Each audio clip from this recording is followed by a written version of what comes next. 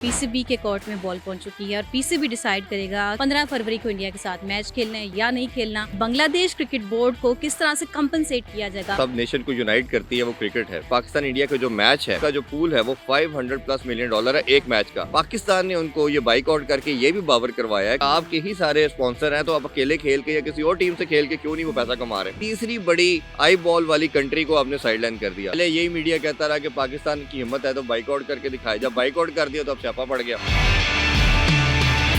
अस्सलाम वालेकुम, मैं हूं सानिया मुमताज़ और मेरे साथ हैं स्पोर्ट्स एंकर और एनालिस्ट चौधरी इरफान ज़हीर। और आज जो रीसेंट कंट्रोवर्सी चल रही है उसके बारे में हम बात करने लगे हैं जी। इस टाइम पे पीसीबी के कोर्ट में बॉल पहुंच चुकी है और पीसीबी डिसाइड करेगा कि आईसीसी की बात माननी है नहीं माननी, 15 फरवरी को इंडिया के साथ मैच खेलना है या नहीं खेलना। अच्छा, बहुत सारे फैक्टर्स हैं, मॉनेटरी फ़ायदे हैं, पाकिस्तान को कितना नुकसान हो सकता है, इंडिया को कितना लॉस होगा, ब्रॉडकास्टर्स के क्या मसले मसाइल हैं और बांग्लादेश क्रिकेट बोर्ड को किस तरह से कंपनसेट किया जाएगा। इरफान साहब से ही जान लेते हैं। जी इरफान, आपका क्या टेक है पर्सनली, मैच खेलना चाहिए नहीं खेलना चाहिए और मामला बिगड़ेगा या सुधरेगा?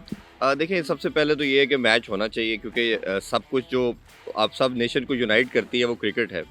जब क्रिकेट नहीं होगी तो ऑब्वियसली ये सारी उसकी सेकेंडरी और साइड की बातें हैं और ये अनफॉर्चुनेट पार्ट है कि हम ये क्रिकेट के अलावा इन चीज़ों को वर्ल्ड कप का इवेंट हो रहा है इन पे बात करें। जहाँ तक इस मैटर की बात करें और जो कल मीटिंग हुई है उससे वाले से बात करें, बांग्लादेश क्रिकेट बोर्ड के मीनुल इस्लाम जो उनके प्रेसिडेंट हैं वो आए थे लाहौर। उन्होंने पहले मोहसिन नकवी साहब से मीटिंग की और उसके फिर 2 घंटे के बाद इनकी कंबाइंड मीटिंग हुई।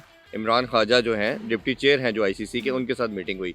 इसमें तीसरा रुकन भी एक है, मुबशर उस्मानी जो यूएई के प्रेसिडेंट है, वो मौजूद तो नहीं थे बट वो भी इस सारे मैटर में लिंक अप है। अच्छा, उनकी बात की कितनी वेटेज है वैसे इस सारे सिचुएशन में? असल में ये इमरान ख्वाजा जो है और मुबशर उस्मानी जो हैं, ये 2 वाहिद शख्सियात हैं जिनकी दोनों तरफ लिंकेज है, दोनों के साथ उनकी फैक्शन है। यस, वो पीसीबी के साथ मोहसिन नकवी साहब के साथ भी बड़े अच्छे रवाबत है। ये जब भी यूएई जाते हैं वो इनको वेलकम करते हैं, मैचेस इकट्ठे देखते हैं और इसी तरह उनकी दोस्ती जे शाह के साथ भी है।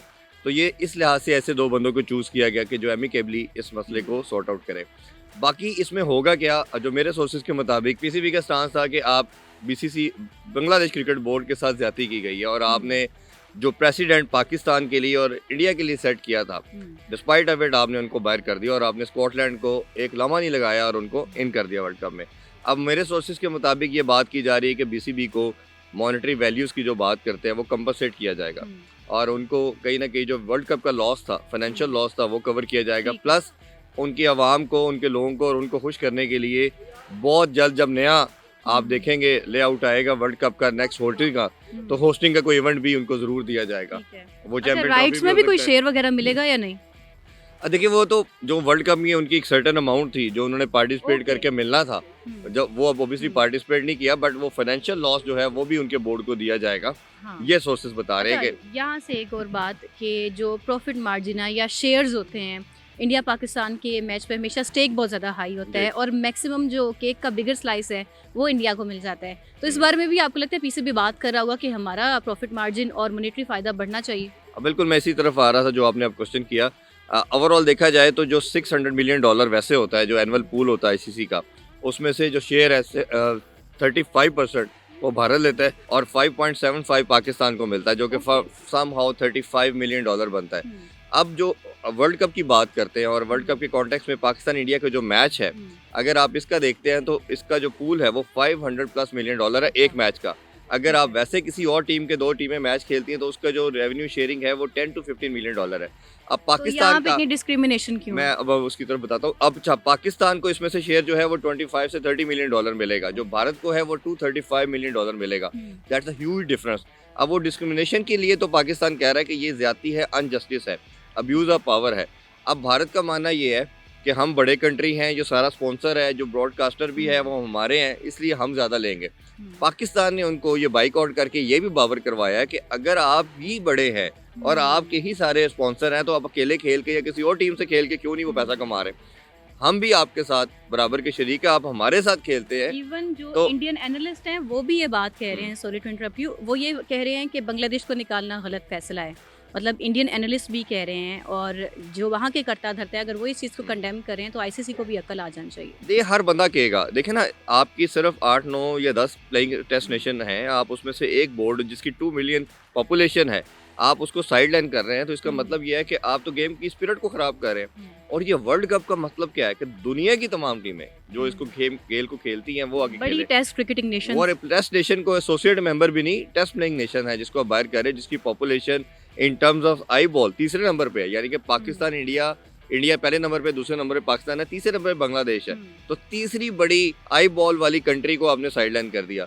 जो हम बात कर रहे थे कि पाकिस्तान ने एक रेवेन्यू शेयरिंग की बात की है, दूसरा बांग्लादेश क्रिकेट बोर्ड की बात की है कि इनको आप रिम्यूनरेट करें, इनका लॉस कवर करें और इनको आगे इवेंट मिलेगा इंशाल्लाह, वो अभी पता भी चलेगा। तीसरा पाकिस्तान ये बात कर रहा है आईसीसी से कि आप इसको न्यूट्रलाइज करें, आपकी जो बॉडी है ये इंडिपेंडेंट होनी चाहिए, वो ये नहीं होना चाहिए कि वो बाइस्ड हो, उसका जो टेंडेंसी है, जो बेंड है वो इंडिया की तरफ हो।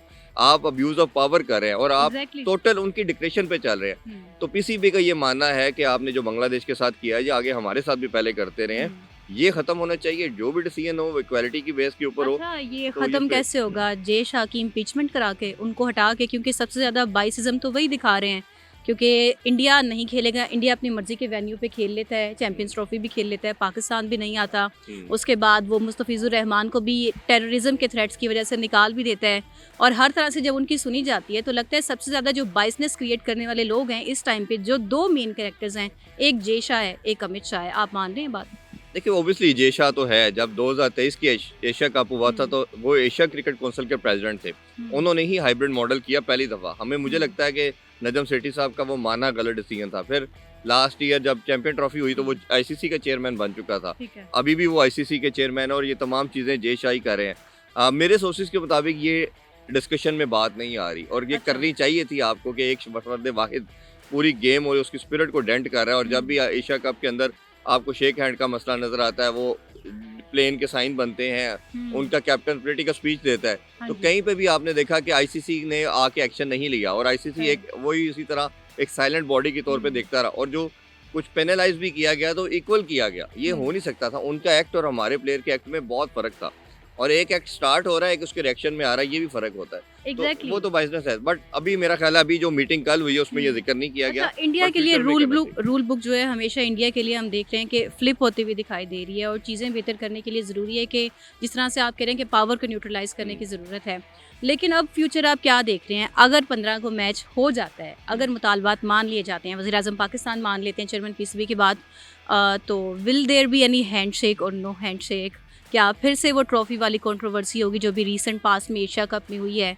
जब वो न्यूट्रलाइज की बात हम कर रहे हैं तो ये सारी बातें हुई हैं, ये सारी बातें हुई हैं और आई एम श्योर इस पे बात भी होगी कि आप इसकी गेम की स्पिरिट को भी डैमेज ना करें, शेक हैंड भी करें, ट्रॉफी भी ले। कल को हमारे लोग अगर जीते हैं तो क्या जय शाह से ट्रॉफी नहीं लेंगे? तो इस तरह की चीज़ें सारी डिस्कस हुई हैं और आई एम श्योर कि ये जब अब आवाज़ उठ रही है और आज आपके इस पोजीशन में आए हैं, इधर मोहसिन नकवी साहब को क्रेडिट देना पड़ेगा कि वो इस पोजीशन में लेके आए कि वो आपके सामने टेबल टॉक कर रहे हैं, अदरवाइज तो वो बात ही नहीं करते थे। वो तो डिसीजन सादर करके आपको बताते थे कि जी हमने ये डिसीजन ले लिया है और अब आप जाएं। तो ये पहली दफ़ा हुआ है कि आप उनको टेबल पे ला के उनको बैठा के फेस टू फेस बात करें। तो ये मेरा ख्याल है कि आज या मोस्ट लाइकली फैसला आ जाएगा। आखिरी सवाल ये है कि जो इंडियन मीडिया के पपेट्स बनाए हुए हैं, करहान गुप्ता जैसे, वैसे तो वो घुमा ही रहे हैं दुनिया को और लोगों को, अलग अलग तरह की चीज़ें कर रहे हैं और टैक्टिक्स अपना रहे हैं और किसी हाल में हमसे राज़ी नहीं है। वो नहीं खेले तो पाकिस्तान की गलती है, हम नहीं खेले तो भी हमारी गलती है, हम खेल रहे हैं तब भी हमारी गलती है। तो उनके लिए आपकी तरफ से क्या मैसेज है? देखिए ये मेरा तो ये भी मानना था कि अगर जो उसने वो डेली 2-3 दफ़ा ट्वीट करते हैं, एक्स पे पैगाम छोड़ते हैं और पीसीबी ने उनका रिप्लाई किया, ये देना नहीं चाहिए था। जर्नलिस्ट का रिप्लाई जर्नलिस्ट दे तो ज़्यादा बेहतर है, तो आप उनका रिप्लाई जर्नलिस्ट के तौर पे दे देते।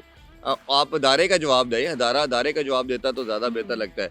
बट अनफॉर्चुनेटली उनके आपने मीडिया वॉर में भी देखा, अभी भी हम देख रहे हैं कि ऐसी बात फ्लोट करता है जिसकी कोई रीज़न नहीं होती।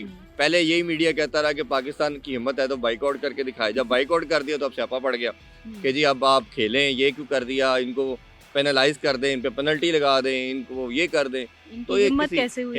अजीब किस्म का उनका सुपीरियोरिटी कॉम्प्लेक्स है। और सुपीरियोरिटी वो कहते हैं हम पैसे का खुमार है ना असल में। तो ये अब वो दुनिया को समझ आ रही है। अगर आप 22वीं सदी के अंदर भी आप वही स्टोन एज की बातें करेंगे, पत्थरों के दौर में ऐसी बातें होती थी कि जी इससे बात नहीं करनी, इससे शेक हैंड नहीं करना, इसको देखना नहीं है।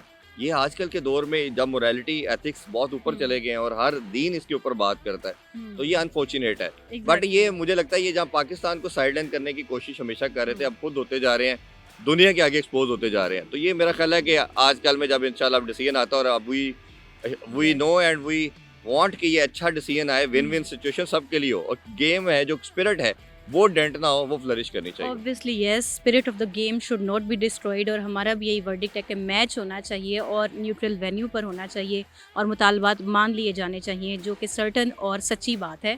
Thank you so much, stay tuned.